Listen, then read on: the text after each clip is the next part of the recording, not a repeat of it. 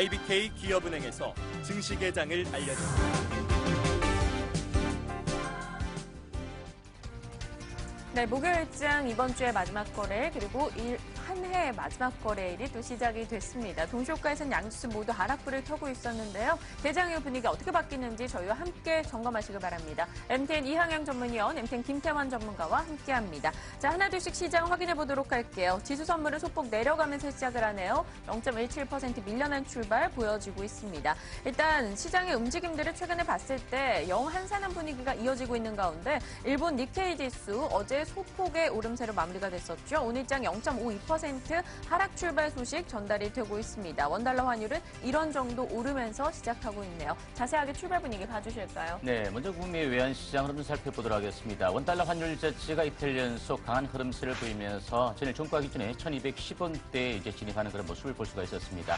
물론 달러와의 강세 영향도 있었겠지만 전반적으로 자금 결제 수요가 좀 증가한 그런 요인이다 이렇게 판단해 볼 수 있겠는데요. 금일 같은 경우도 원달러 환율 자체가 1211원 50전부터 시작하면서 이런 상승 출발하면서 여전히 전일 달러와 강세 영향을 그대로 받고 있는 그런 모습이다 이렇게 볼 수 있겠습니다. 일본 증시 흐름도 좀 살펴보도록 하겠습니다. 전일 하루 만에 재차 좀 하락하는 그런 모습을 보였습니다. 물론 도시바가 원전과 관련해서 대규모 손실이 발생했음에도 불구하고 큰 폭의 하락을 보이지 않았던 그런 일본 증시인데요. 금일 같은 일본 증시 자체가 0.5% 정도 약보합 정도로 보이면서 전일 해외 증시 영향을 좀 그대로 좀 받아가는 모습으로 출발하고 있다는 점 참고해 보셔야 될 것 같습니다. 네, 양시장의 출발 분위기 이어서 확인해 보도록 할게요. 일단 시초가가 나왔습니다. 모두 0.1% 정도 밀리면서 시작을 보이고 있고요.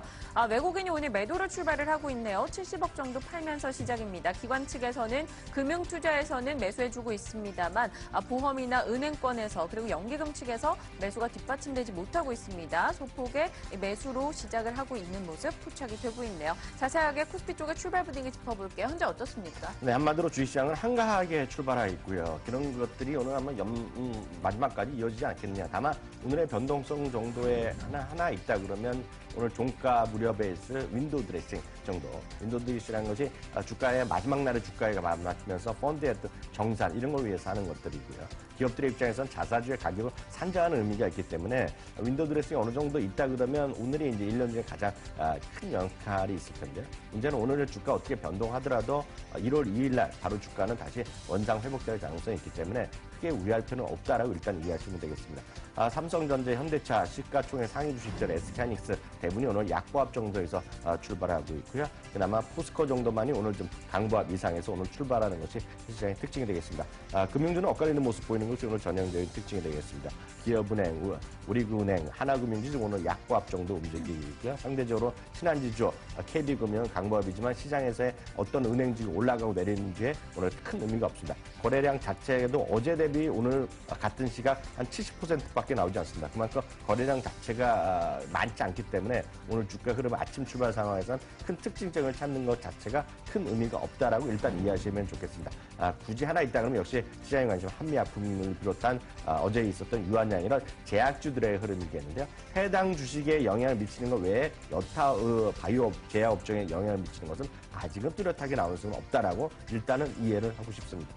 네, 코스닥의 출발 분위기도 보겠습니다. 코스피와 좀 비슷하게 흘러가고 있죠. 오늘 눈에 띄는 것은 어제와 같은 상승을 보여주지 못하고 있다는 겁니다. 모두 약보합권 정도에서 거래가 되고 있는데요. 그래도 외국인의 매수가 메디톡스, 메디포스트, 셀트리온, 시즌 등의 제약 바이오 종목으로 여전히 집중이 되고 있다는 점은 특징적으로 볼 수가 있을 것 같습니다. 코스닥의 특징 오늘 출발 어떻습니까? 네, 일단 코스닥 시장 자체는 전일 해외 미국 증시가 기술주를 중심으로 조정을 받았던 것에 비해서는 큰 폭의 일단 하락을 보이지 않는 그런 출발을 하고 있는 그런 모습입니다.